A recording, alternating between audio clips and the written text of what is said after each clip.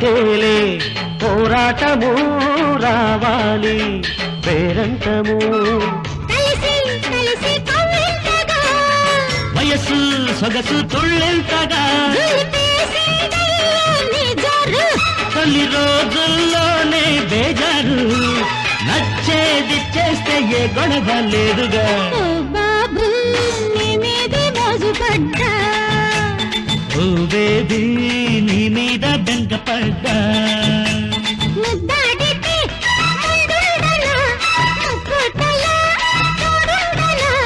బీటే కొట్టేసి నా లైన్లో పెట్టనా